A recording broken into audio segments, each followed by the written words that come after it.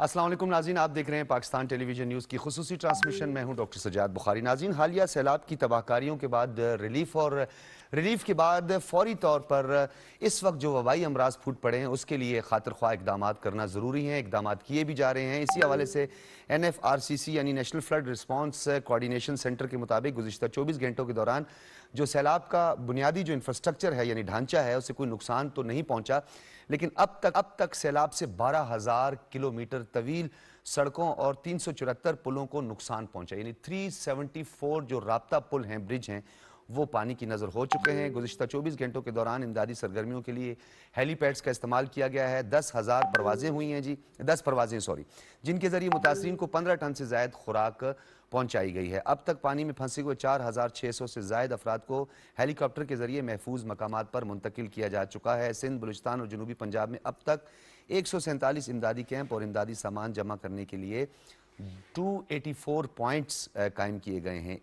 अब तक 8,000 टन से ज़ायद सामान मुतासरीन सैलाब में तकसीम किया। कुछ आदाद शुमार आपके सामने रखना ज़रूरी है। तखमीना अब तक लगाया जा रहा है कितना नुकसान हुआ है। इस नुकसान के अजाले के लिए माहिरीन का ख्याल है अगर हम अपनी मदद आपके तहत या हम अपनी कैपेसिटी में काम करें तो मुद्दतों दरकार होंगे। हमें बैनुल-अक़वामी तौर पर माली मुआवनत की भी ज़रूरत है, फंड रेजिंग की ज़रूरत है। और ओवरऑल अगर हम देखें तो इस वक्त भी WHO हो, अक़वाम मुत्तहिदा हो या उसके नीचे जो ज़ेली इदारे काम करते हैं, वो सब के सब इस वक्त पाकिस्तान में सैलाब की तबाहकारियों के हवाले से दुनिया को तंबीह कर रहे हैं, बार बार बता रहे हैं। और ओवरऑल हमारे यहाँ बदकिस्मती है कि यहाँ आज भी सियासत की बात हो रही है और सियासी जो जमात है एक, वो आज भी सैलाब ज़दगान से ज़्यादा अपनी सियासत और इक़्तिदार की रसाकशी का हिस्सा बनी हुई है।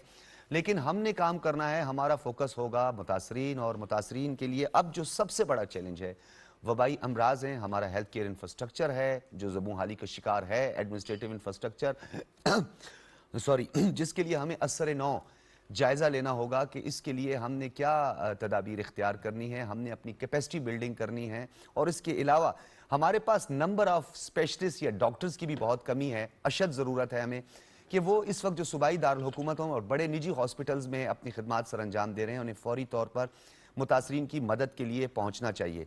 इसके अलावा जो मुखय्यर हज़रात है जिनका मैं हमेशा अपने शो में ज़िक्र करता हूँ, मुखय्यर हज़रात की अब तादाद बतदरीज बढ़ती हुई नज़र आ रही है और ये खुशाइन अमल है, क्योंकि हम पहले इस हवाले से बात कर चुके हैं कि 2005 का अर्थक्वेक लें, 2010 का फ्लड लें या पेंडेमिक के बाद जो सूरत हाल पैदा हुई और अब जो सैलाब, तो कंपैरेटिवली मुखय्यर हज़रात इतना सामने नहीं आए थे इस फ्लड के बाद, क्योंकि कुछ वो भी मुतासरीन में शामिल हो गए थे, उनके लिए भी मसाइल पैदा हुए थे। लेकिन अब ये नज़र आ रहा है कि लोगों में एक मरतबा फिर वो जज्बा जागा है और इसके लिए डेफिनेटली हमारा मीडियम, स्टेट मीडिया इसके लिए बड़ा एक अहम और कलीदी रोल अदा कर रहा है। और आपके लिए पूरे पाकिस्तान से जो मुतासरा इलाके हैं जहाँ राब्ता पुल बह गए हैं, जहाँ इंफ्रास्ट्रक्चर तबाह हुआ है, वहाँ पर हमारी टीमें मौजूद हैं और आगाह कर रही हैं मुतल्लिका इदारों को, इंतज़ामिया बशमूल इंतज़ामिया और डिज़ास्टर मैनेजमेंट्स को कि कहाँ कहाँ नुकसान हुआ है और उसका अजाला कैसे मुमकिन है। इस हवाले से हम बात करेंगे। आज हमारा बड़ा अहम पैनल है, बहुत इंपॉर्टेंट गेस्ट हैं और मुतल्लिका शोबे से हैं। सबसे पहले मैं तारुफ करवाता चलूँ, हामिद सरफराज साहब हमारे साथ मौजूद हैं। आप एक्सपर्ट हैं एनवायरनमेंट के और उसके साथ साथ क्लाइमेट चेंज पर आपकी बड़ी ग्रिप है। बहुत शुक्रिया हामिद सरफराज साहब आपकी तशरीफ़ आवरी का। डॉक्टर हसन उरूज साहब हरदिल अजीज़ आज हमारे साथ दोबारा मौजूद हैं, फॉर्मर DG हेल्थ इस्लामाबाद, माहिर हैं आप वबाई अमराज के भी और ओवरऑल पेंडेमिक में भी आपने हमारा बड़ा साथ दिया, आप हमारी तवील ट्रांसमिशंस में भी आते रहे। बहुत शुक्रिया डॉक्टर हसन उरूज साहब। नादिर गुल बड़ेज साहब ने आज हमें खुसूसी तौर पे ज्वाइन किया है कराची स्टूडियो से। आप CEO हैं PPAF और PPAF का जो रोल है वो ओवरऑल 147 डिस्ट्रिक्ट्स में आप काम कर रहे हैं और आपका जो थीम है या जो आपके काम का मकसद है वो इंफ्रास्ट्रक्चर को डेवलप करना है, एनर्जी, वाटर, एजुकेशन, इसके अलावा लाइवहुड्स और दीगर जो बुनियादी ज़रूरियात हैं वो मुहैया करना है। हुकूमत के साथ मिल के काम करें। डेफिनेटली आपके बोर्ड में गवर्नमेंट की तरफ से भी 3 मेंबर्स होते हैं। इसके हवाले कोविड-19 हो, पेंडेमिक हो या 2010 का फ्लड हो, और इसी हवाले से एनर्जी और फ्लड में आपने ख़ास तौर पर एमरजेंसी रिलीफ आपने जो कैंप्स लगाए, काम किया, उस पर भी हम तफसीलन बात करेंगे। नादिर गुल बड़ेज साहब आपका भी बहुत बहुत शुक्रिया। सबसे पहले गुफ्तगू का आगाज़ करते हैं, कराची में हैं नादिर गुल बड़ेज साहब तो थोड़े दूर हैं, शायद उनका हक भी पहले है और गुफ्तगू का आगाज़ भी उनसे करना चाहिए। नादिर गुल बड़ेज साहब आपका बहुत बहुत शुक्रिया। बताइए, आप इस वक्त फील्ड में भी हैं, کس طرح کے حالات کا آپ کو سامنا کرنا پڑا, کس طرح کا ریلیف دیا جا سکتا ہے, اور اوورآل جو یہ ہمارے امدادی کیمپ ہیں اور ہیلتھ کے حوالے سے جو کیمپ لگائے گئے ہیں وہ کتنے مؤثر ثابت ہوئے ہیں؟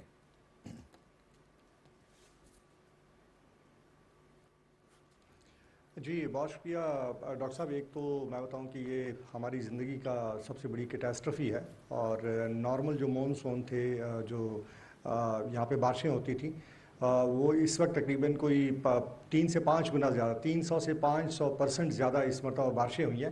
اور اس کے ساتھ ساتھ جو گلوبل وارمنگ ہے اس کے افیکٹ ہمارے گلیشیئرز کے اوپر آئے, اور گلیشیئر بھی پگھلے, تو یہ ڈبل کمپاؤنڈ ہو گیا, اور جس کی وجہ سے بہت زیادہ تباہی ہوئی ہے. اور اس وقت ملک کے کوئی مور دین 1/3, مطلب ہمارے ٹوٹل 157 ڈسٹرکٹس ہیں پاکستان کے, اس میں سے 81 ڈسٹرکٹ افیکٹ ہوئے ہیں.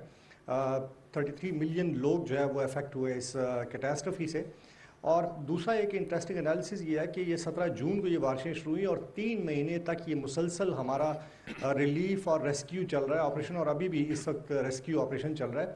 تو یہ بہت بڑی کیٹاسٹرفی ہے. 90 دن میں ہماری جو جتنی بھی لا انفورسمنٹ ایجنسی ہے, پاک آرمی ہے, ایڈمنسٹریشن ہے, سارے لگے ہوئے ہیں, ریسکیو اور ریلیف سائملٹینیسلی چل رہا ہے.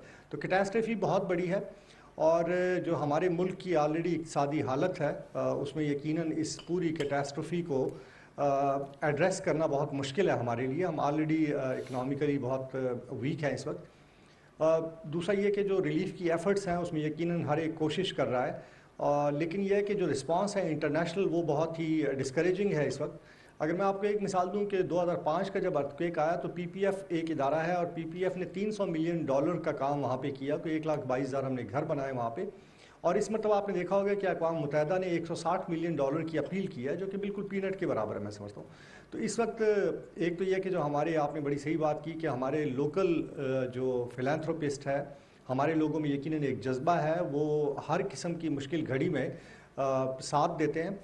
لیکن اس کے ساتھ ساتھ یہ کہ جو پاکستانی ڈائسپورا ہے آؤٹ آف کنٹری, ان کے اوپر اس وقت بہت بڑی ذمہ داری ہے کہ وہ سپورٹ کرے اس کیٹاسٹرفی میں اپنے لوگوں کو.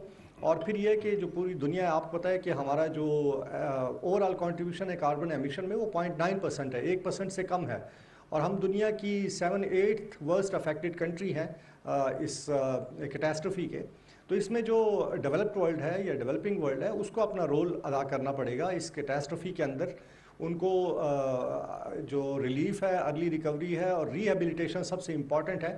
اقوام متحدہ کے جنرل سیکرٹری تشریف لائے, اور انہوں نے بھی یہی کہا کہ $30 ارب سے زیادہ کے نقصانات ہوئے ہیں. تو یہ اس میں میرا خیال یہ کہ جو انٹرنیشنل کمیونٹی ہے اس کو آگے بڑھنا پڑے گا, اور اس کیٹاسٹرفی میں ہمارا ساتھ دینا پڑے گا, تاکہ اس کے جو نقصانات ہیں اس سے ہم نبرد آزما ہو سکیں. کوئی 1.7 ملین ہاؤسز شیلٹر ڈیمیج ہوئے ہیں, پارشلی یا فلی. اس کے علاوہ آپ نے بتا دیا کہ 12,000 کلومیٹر جو ہمارا روڈ انفراسٹرکچر تھا وہ افیکٹ ہوا ہے, 375 بریجز افیکٹ ہوئے ہیں, بہت سارے ڈیمز ہمارے افیکٹ ہوئے ہیں. تو انفراسٹرکچر کو بہت زیادہ لاس ہوا ہے.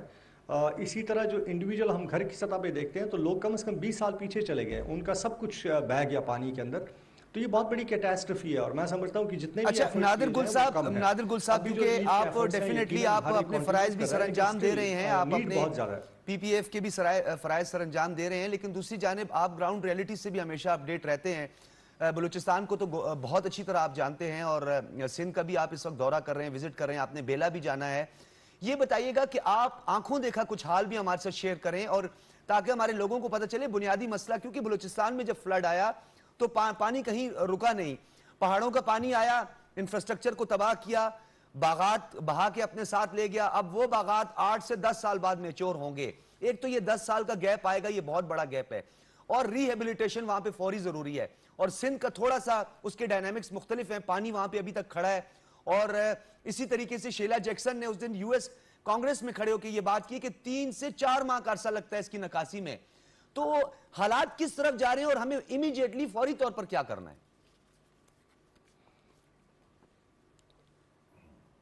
دیکھیں, ایک تو جو آپ نے صحیح فرمایا کہ جو فلیش فلڈ ہے جہاں سے گزرا ہے, سوات سے لے کے ڈیرہ اسماعیل خان, یہ بیلکو سلیمان کا پانی جو وہاں سے گزرا ہے. اسی طرح بلوچستان کے جو اضلاع ہیں جو پلین نہیں ہے بلکہ ماؤنٹینس ایریا, وہاں سے پانی گزرا ہے. وہاں پہ جو اس وقت مشکلات ہیں لوگوں کی, ایک تو ہیلتھ کے حوالے سے بہت زیادہ پرابلمز ہیں. کوئی 1,34,000 لوگ اب تک رپورٹ ہوئے ہیں, ڈائریا کے کیسز رپورٹ ہوئے ہیں. اس کے علاوہ ملیریا ایرپٹ ہو رہا ہے ان ایریاز کے اندر، water borne disease, skin disease بہت زیادہ ہو رہے ہیں. جو حاملہ مائیں ہیں ان کے لیے سروسز اویلیبل کرنا بہت بڑا چیلنج ہے. فوڈ کے بھی ایشوز چل رہے ہیں. فوڈ باسکٹ ہماری چلی گئی اوور آل اس فلڈ کے اندر. ہماری گندم کی فصل چلی گئی ہے، ہمارا کپاس کی فصل چلی گئی، ہمارا جو ہارٹیکلچر بیلٹ تھا وہ سیب کے یا دوسرے جو آرچرڈ تھے وہ پورے بہہ گئے. تو یہ بہت بڑا ایک چیلنج ہے سب کے لیے. تو سب سے پہلے تو ضروری ہے کہ لوگوں کو شیلٹر پرووائڈ کیا جائے.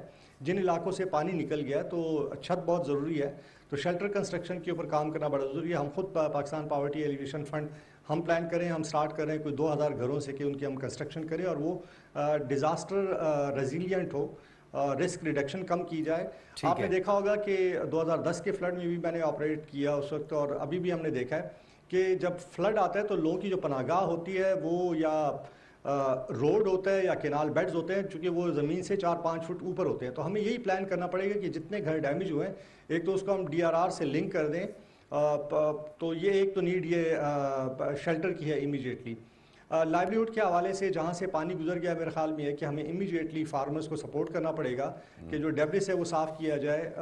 اس کے علاوہ وہاں پہ آنے والی کم از کم اکتوبر نومبر میں جو بھی فصل اگتی ہے، مثال میں 4 دن پہلے ڈیرہ اسماعیل خان سے ہو کے آئے ہیں، وہاں پہ چنا بھی اگ سکتا ہے. اس کے علاوہ گندم کا جہاں سے چاول کی فصل تباہ ہوگی وہاں پہ گندم دوبارہ بوئی جا سکتی ہے. تو میرا خیال یہ کہ امیجیٹلی جو ہے فارمرز کو سپورٹ دینی پڑے گی اکوپمنٹ کی شیپ میں، ان کو سیڈ کی شیپ میں، فرٹیلائزر کی شیپ میں، تاکہ لائیولیہوڈ لوگوں کا بحال ہو سکے.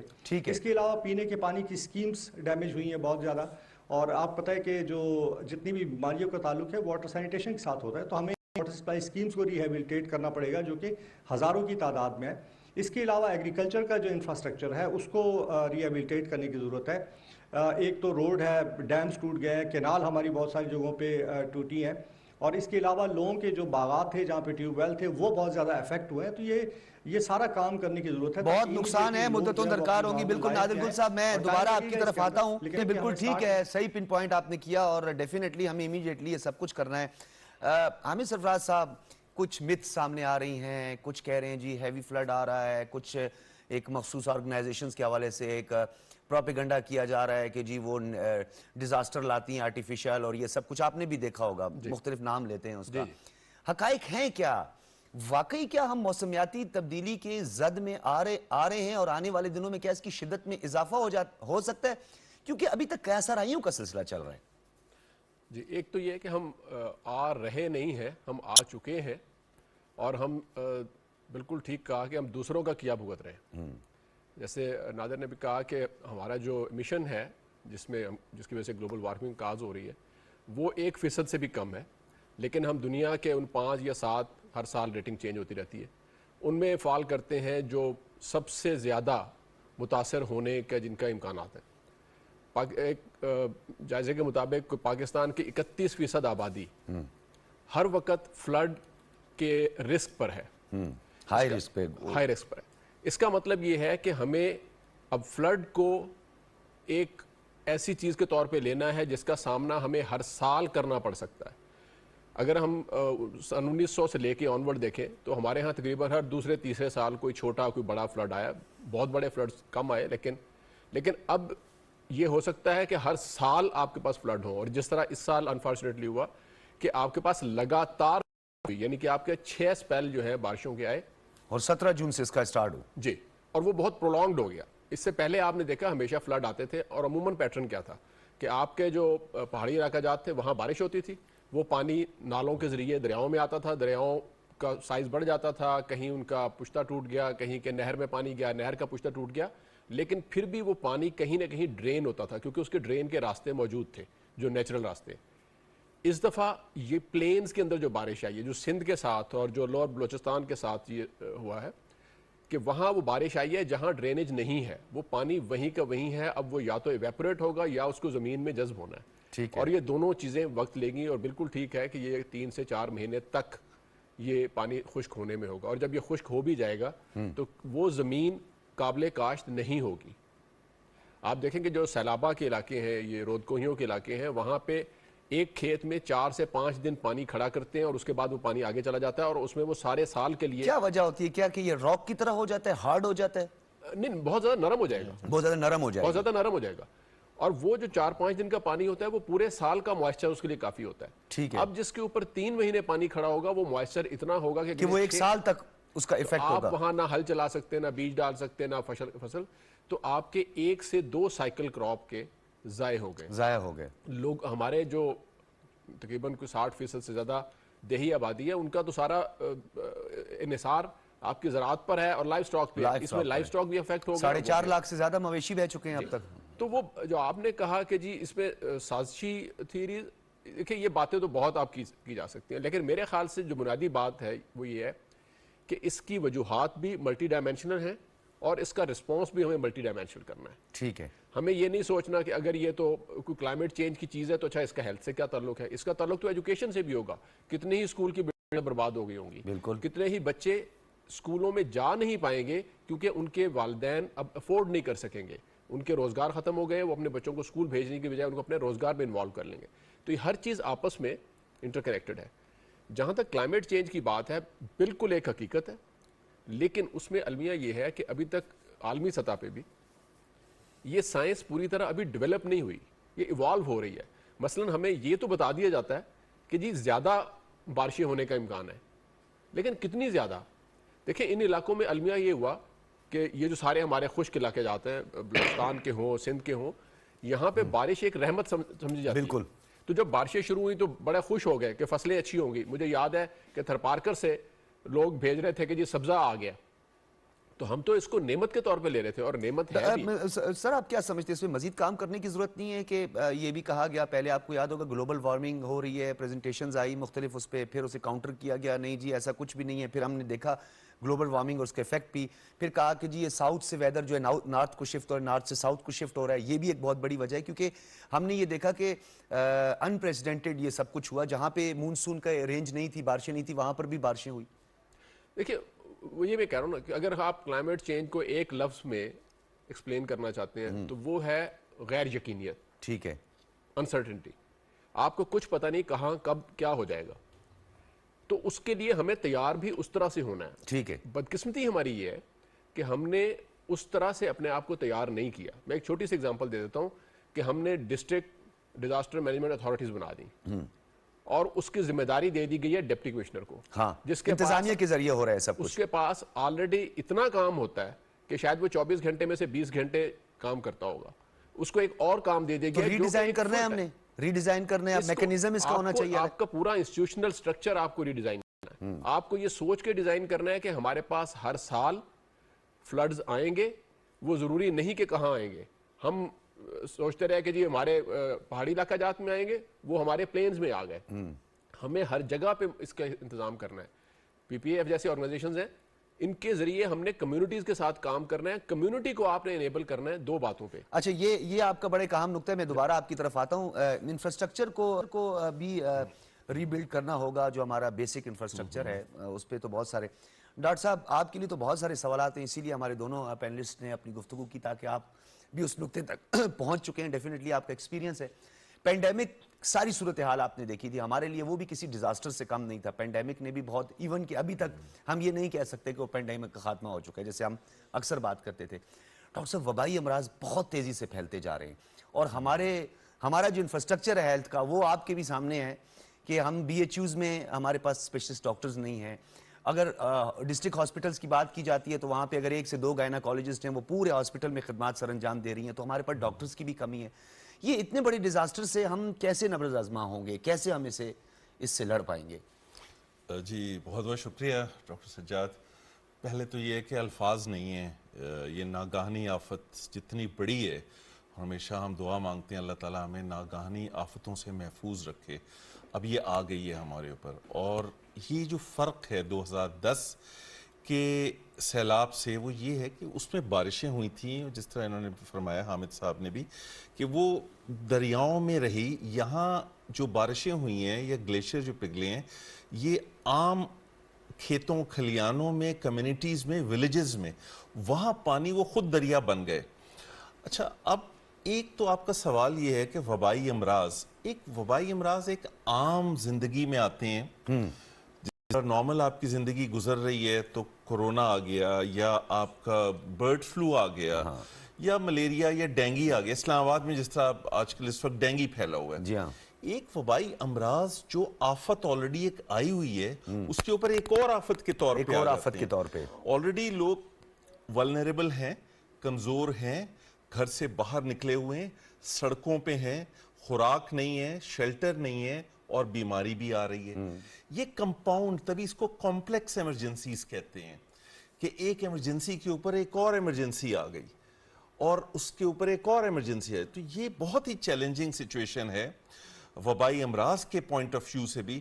اور اس میں آپ کی گفتگو میں سن رہا تھا, کل بھی ڈاکٹر صاحب تھے, اور آپ بہت اچھا کر رہے ہیں کہ یہ پی ٹی وی اس میں ہمیشہ لیڈ لیتا ہے کہ ایک پروگرام شروع کرتا ہے, کیونکہ اس وقت ہمیں سب کچھ چھوڑ کے, یقین کریں, تبصرے اور یہ سیاسی جو تبصرے وغیرہ سب ایک طرف رکھ کے ہمیں صرف کنسنٹریٹ اور فوکس کرنا چاہیے کہ ہمارے بھائی 33 ملین, دنیا میں کئی ملک ہیں جو 33 ملین جن کی پاپولیشن ہے, ٹوٹل پاپولیشن ہے 15 ملین ہے, 20 ملین ہے, ایک کسی ملک کے برابر ایک لوگوں کے اوپر آفت آئی ہوئی ہے. سری پاورٹی لائن سے نیچے چلے جائیں گے یہ لوگ, تو اب تو مزید اس میں اضافہ ہوگا. دیکھیں وہ تو یقیناً ہوگا, اس میں تو کوئی دو رائے ہے ہی نہیں.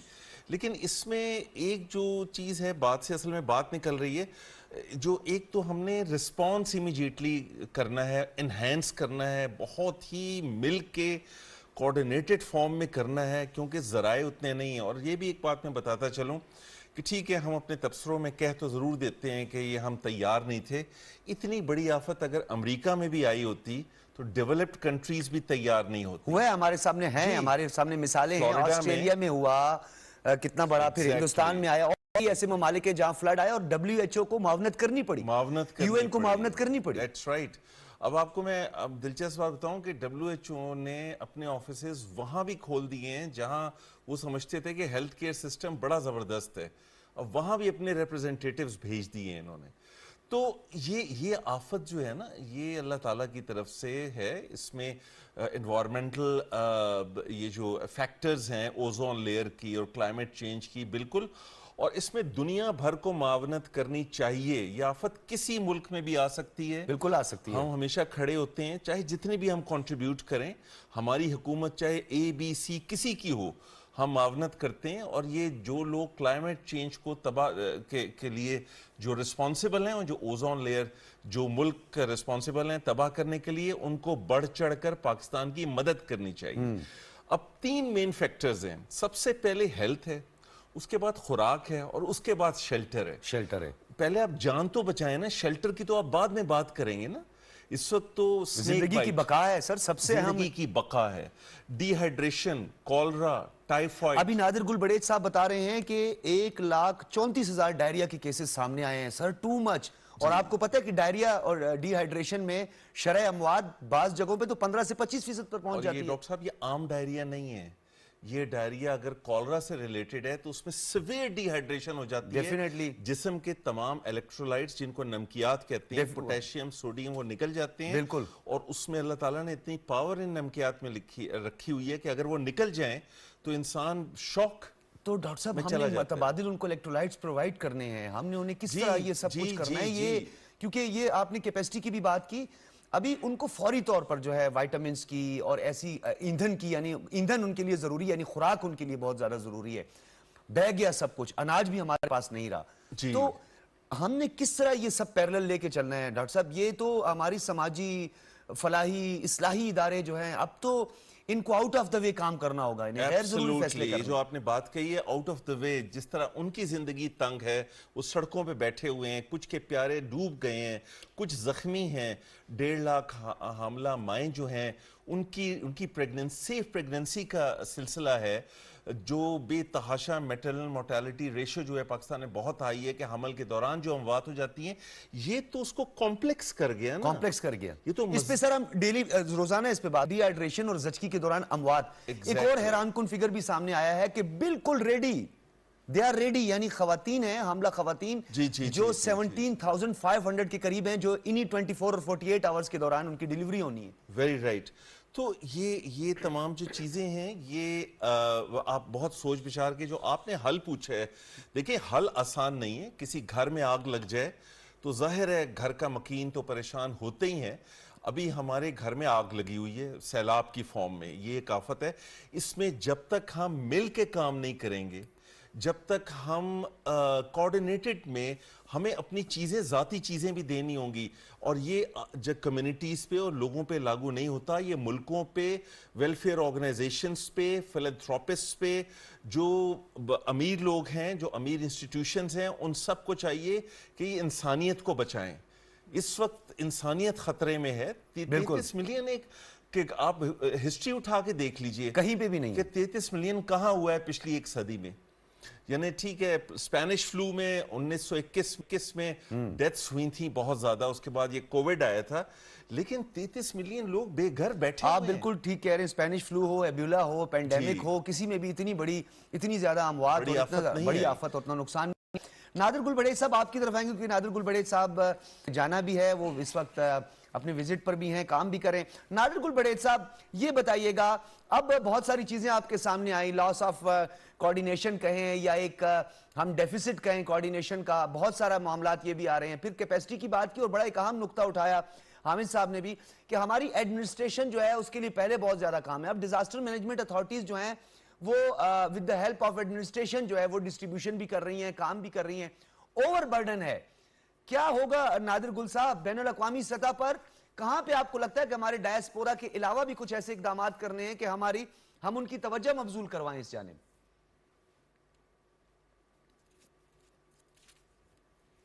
جی واجپئی ڈاکٹر صاحب، اس میں دیکھیں ہمیں تھوڑا سا سبق سیکھنا پڑے گا. جو جتنے بھی ماضی میں پچھلے اگر ہم 1999 سے لے کے اب تک دیکھیں تو یہ 150 کے قریب مختلف جو کیٹاسٹروفیز ہیں وہ آئی ہیں، ہیٹ ویوز کے، فلڈ کے، ارتھ کویک کے. تو ہمیں تھوڑا سا ابھی سبق سیکھنا پڑے گا کہ ہمیں ڈیزاسٹر رسک ریڈکشن کو، ڈیزاسٹر پریونشن کو ایک ریگولر پروگرام کے طور پہ لینا پڑے گا. اور یہ بیسیکلی کمیونٹی لیول سے سٹارٹ ہوتا ہے کہ کمیونٹی پریپیئر ہو. سب سے پہلے ہمیں ارلی وارننگ سسٹمز کو اسٹرینتھن کرنا پڑے گا تاکہ جب بھی کوئی کیٹاسٹرفی آتی ہے تو کم از کم ہم انسانی جانوں کو بچا سکیں. یقیناً اوور برڈن ہے، ہماری انتظامیہ بھی اوور برڈن ہے، ہماری law enforcement agencies over burden رہی ہیں، ہمارے جو ڈیولپمنٹ کی آرگنائزیشنز ہیں، ریلیف کے ادارے ہیں، ہیومینیٹیرین آرگنائزیشنز ہیں، لوکل نیشنل لیول پہ، وہ ساری اوور برڈن رہی ہیں اور یہ اوور برڈن رہیں گی.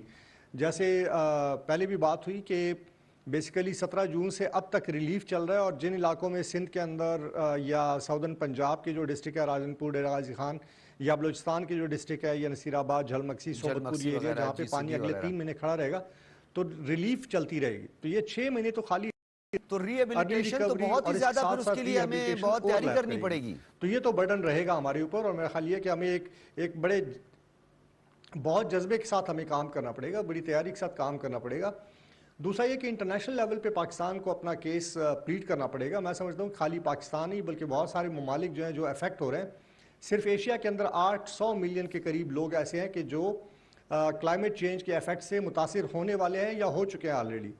تو یہ ایک بہت بڑا ایک رسپانسبلٹی انٹرنیشنل کمیونٹی کی ہے، خاص طور پہ جو ڈیولپڈ ورلڈ ہے ان کی رسپانسبلٹی ہے کہ ان کا کیا دھرا ہے. تو ہمیشہ ڈیولپمنٹ انکلوسیو ہوتی ہے، ان کو آنے والے دنوں میں تمام انسانوں کے بارے میں سوچنا پڑے گا، صرف اپنے ملکوں کے بارے میں نہیں سوچنا پڑے گا. تو یہ بیسیکلی جو ایک ڈیولپمنٹ ہوئی ہے ڈیولپڈ ورلڈ کے اندر، یہ اس کے اثرات ہیں سارے جس نے اوزون کو افیکٹ کیا، جس نے کلائمیٹ چینج کے ایشوز پیدا کیے.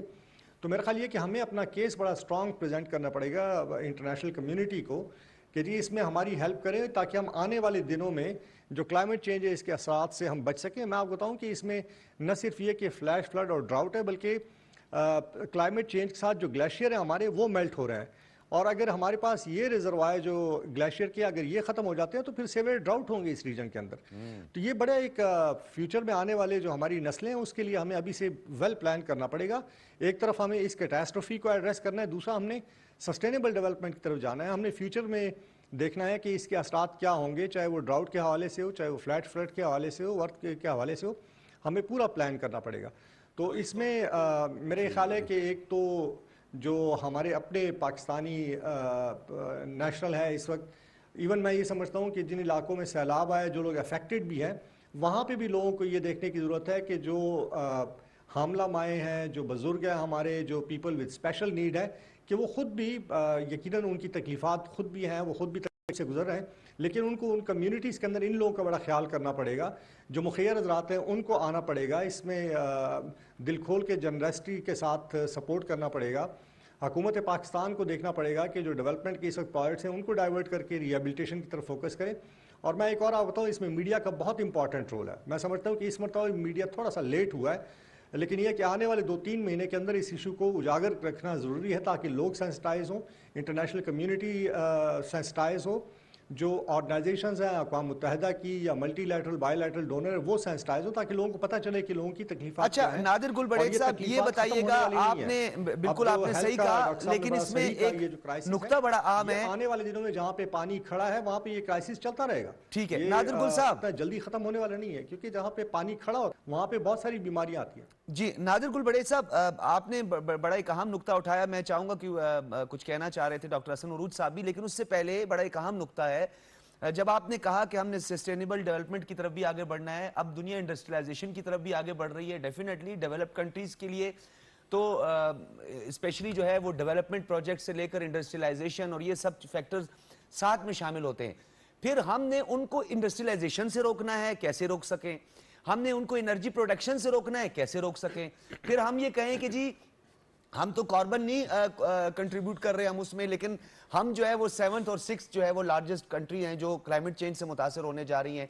तो इसके लिए तो पूरी दुनिया को यूनानिमसली एक नुक्ते पर आना होगा, क्योंकि ये तो सारी चीजें साथ लेके चलनी पड़ेंगी। आपने एक सस्टेनेबल डेवलपमेंट की भी बात की, इंडस्ट्रियलाइजेशन भी है, फिर एनर्जी के लिए जो है जो सोर्सेज इस्तेमाल की जाती हैं, ये तो सारी चीजें जो है ये मजीद इसके लिए खतरात बढ़ाएंगी।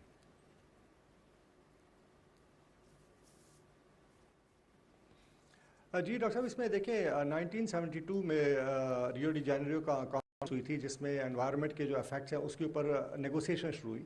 उसके बाद कोई 26 समिट हुई है ओवरऑल वर्ल्ड के अंदर, लेकिन मैं समझता हूँ कि ये वाहिद ऐसा एरिया है कि जिसके ऊपर नेगोशिएशन बहुत स्लो चली है और कोई कॉन्क्रीट स्टेप इसके ऊपर नहीं आए। तो मेरा ये ख्याल है कि एक तो जो इंटरनेशनल लेवल के ऊपर जो क्लाइमेट के जो असरात हैं, रिसेंटली पेरिस डिक्लेरेशन भी साइन हुआ। एक तो ये है कि जितने भी ममालिक हैं अफेक्ट हो रहे हैं क्लाइमेट चेंज के असरात से, सबसे पहले तो उनको अपना केस बीट करना पड़ेगा कि ये जो नेगोशिएशंस हैं क्लाइमेट चेंज के हवाले से, इसको ज़रा एक्सेलरेट करने की ज़रूरत है ताकि एक कॉन्क्रीट स्टेप जो है उस पर आए। दूसरा ये कि जो डेवलप्ड नेशंस हैं, ठीक है इंडस्ट्रियलाइजेशन ज़रूरी है, लेकिन ये कि वो उसमें जो कार्बन एमिशन है उसको कम करने के लिए काम करने की ज़रूरत है।